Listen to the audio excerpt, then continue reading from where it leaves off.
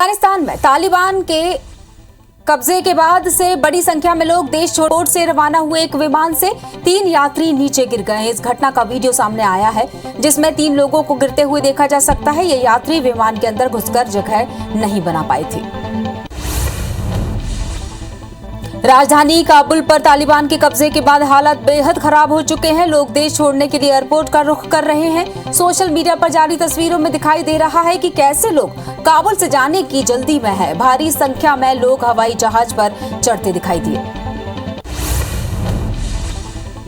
आज काबुल एयरपोर्ट पर अमेरिकी सैनिकों ने हवाई फायरिंग कर दी जिसमें 5 लोगों की मौत हो गई, जिसके बाद एयरपोर्ट में अफरा तफरी का माहौल है। इधर भीड़ को काबू में करने की कोशिश जारी है। बता दें कि रात 12:30 बजे एयर इंडिया की फ्लाइट उड़ान भरेगी। काबुल एयरपोर्ट पर अमेरिकी सैनिक की फायरिंग के बाद भगदड़ मच गई। इसका वीडियो भी सामने आया है। वहीं अमेरिकी सैनिक की गोलियों से 5 लोगों की मौत हो गई। एयरपोर्ट पर देखते ही देखते कई लोगों की लाशें बिछ गईं। धीरे धीरे हालात बेकाबू होते गए। अमेरिका ने कहा है कि वो एयरपोर्ट पर अपने 6000 सैनिक तैनात करेगा ताकि नागरिकों को सुरक्षित बाहर निकाला जा सके। अभी काबुल एयरपोर्ट पर भगदड़ जैसे हालात हैं। देश छोड़ने के लिए लोग हजारों की तादाद में वहां जमा हो गए हैं। कई ऐसे भी हैं जो बिना कोई सामान लिए एयरपोर्ट पर पहुंच गए हैं। काबुल में कई इलाकों में लूटपाट की खबरें हैं। सरकारी नंबर प्लेट वाली गाड़ियां लूटी जा रही हैं। कुछ लोगों ने अपनी निजी गाड़ियां छीने जाने का भी दावा किया है। डर के माहौल के बीच हजारों लोग देश छोड़कर जाना चाहते हैं। ऐसे कई लोग एयरपोर्ट पर पहुंच गए हैं जिनके पास ना वीजा है और ना ही टिकट। पूर्व राष्ट्रपति डोनाल्ड ट्रंप ने कहा कि तालिबान का विरोध किए बिना काबुल का पतन होना अमेरिकी इतिहास की सबसे बड़ी हार के रूप में दर्ज होगा। अफगान की स्थिति पर ट्रंप ने एक बयान में कहा, जो बाइडेन ने अफगानिस्तान में जो किया वो अपूर्व है। इसे अमेरिकी इतिहास की सबसे बड़ी हार के रूप में याद रखा जाएगा। चीन ने तालिबान की तरफ दोस्ती का हाथ बढ़ाया है। चीन ने कहा है कि वो अफगानिस्तान के तालिबान के साथ के दोस्ताना संबंध विकसित करने के लिए तैयार है। बता दें कि पिछले दिनों तालिबानी नेता ने चीन के विदेश मंत्री से भी मुलाकात की थी। भारत काबुल में भारतीय दूतावास के अपने कर्मचारियों और भारतीय नागरिकों की जान जोखिम में नहीं डालेगी और जरूरत पड़ने पर आपात स्थिति में उन्हें वहां से निकालने के लिए योजनाएं बना ली गई है। हालांकि अफगानिस्तान में तेजी से हो रहे घटनाक्रम पर भारत की ओर से कोई आधिकारिक टिप्पणी नहीं की गई है। तालिबान के शिकंजे में आ चुके अफगानिस्तान के हालात बिगड़ते जा रहे हैं। हर तरफ अफरा तफरी का माहौल है। वहीं अफगान के संकट पर दलाई लामा ने बयान दिया है। उन्होंने बातचीत के रास्ते को बेहतर बताया है। दलाई लामा ने कहा है कि हथियार उठाने से बेहतर बातचीत का रास्ता है।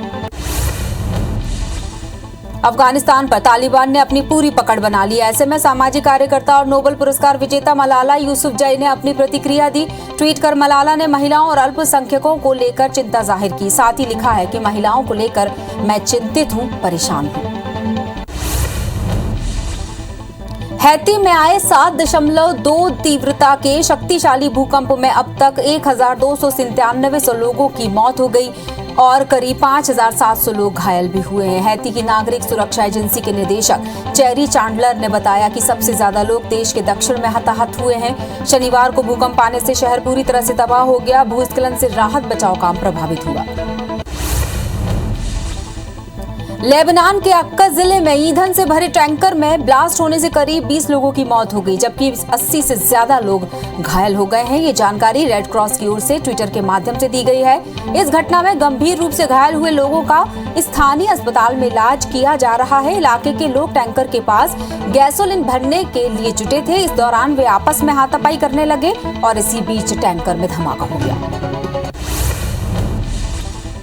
हिमाचल प्रदेश में हुई भूस्खलन की घटना में मरने वालों की संख्या बढ़ती ही जा रही है। हादसे में अब तक 25 लोगों की मौत हो गई है। राज्य आपदा प्रबंधन प्राधिकरण ने कहा है कि किन्नौर के निगुलसारी भूस्खलन की घटना में 2 और शव मिले हैं, जिसके बाद मरने वालों की संख्या बढ़कर 25 हो गई। कांग्रेस से इस्तीफा देने के बाद सुष्मिता देव तृणमूल कांग्रेस में शामिल हो गई हैं। सुष्मिता देव को टीएमसी नेता अभिषेक बनर्जी और डेरेक ओब्रायन ने पार्टी की सदस्यता दिलाई। बता दें कि सुष्मिता देव ने कांग्रेस अध्यक्ष सोनिया गांधी को पत्र लिखकर इस्तीफे की जानकारी दी थी।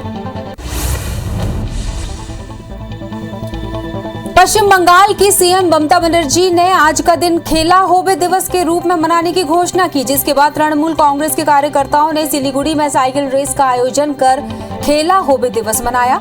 साइकिल रैली 4 किलोमीटर की रखी गई थी।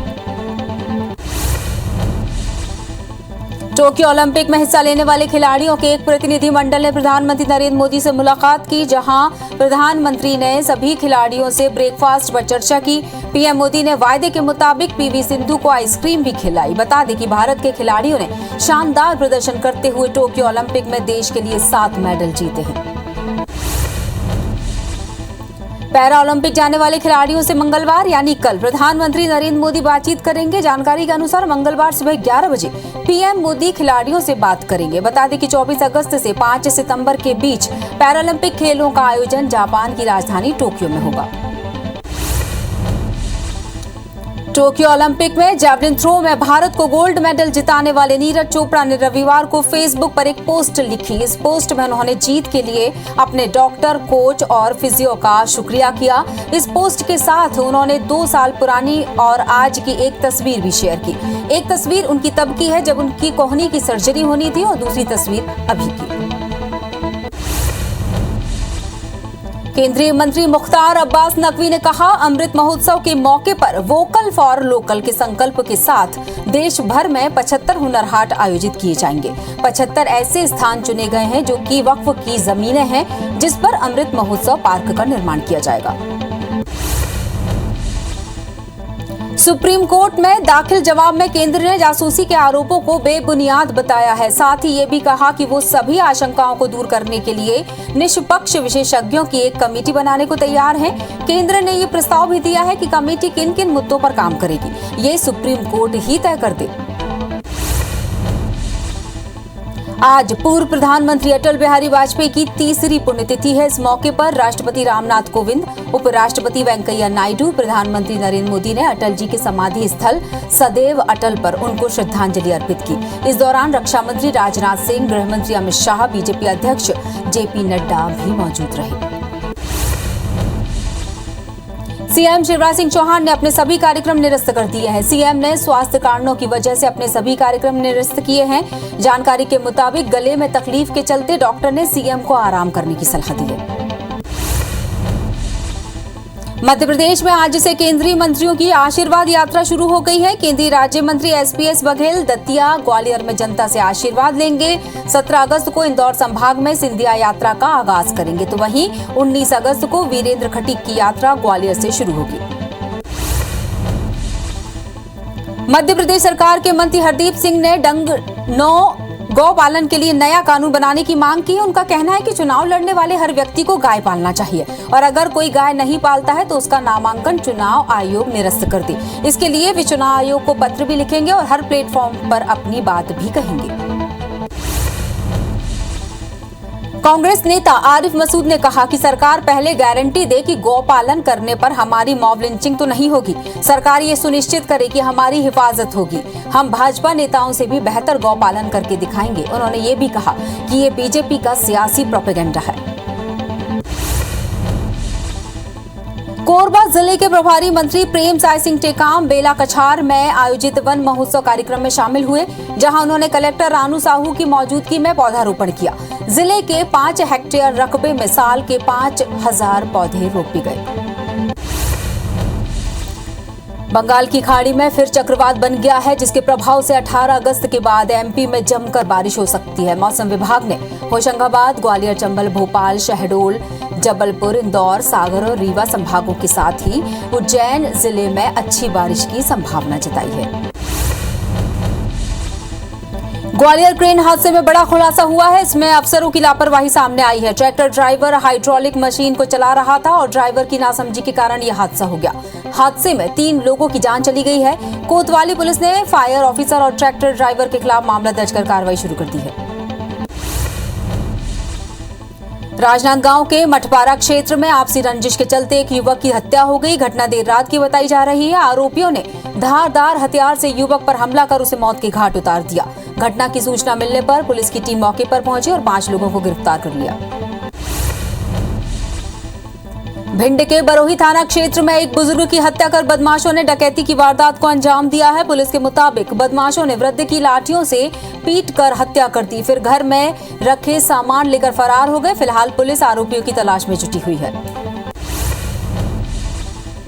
इंदौर में नारकोटिक्स कंट्रोल ब्यूरो यानी एनसीबी ने बड़ी कार्रवाई की है। एनसीबी ने शहर के उज्जैन रोड तराना क्षेत्र में 700 किलो गांजा जब्त किया है। वहीं जब्त गांजे की कीमत 1 करोड़ रुपए से ज्यादा की बताई जा रही है। मौके पर 2 आरोपियों को भी गिरफ्तार किया। आरोपी गांजे को ट्रक में गेहूं के नीचे दबाकर ले जा रहे थे। मैनपाट क्षेत्र के कंडराजा और बंडराड़ रिहायशी इलाके में हाथियों के दल ने उत्पात मचा रखा है। बता दें कि बीते 9 महीने से मैनपाट इलाके में हाथियों का दल सक्रिय है और आए दिन हाथियों की उत्पात की खबरें आती रहती हैं। ग्रामीणों ने बताया कि हाथी घर में रखे अनाज को खा जाते हैं। वहीं 2 ग्रामीणों के मकान के टूटने की सूचना भी मिली है।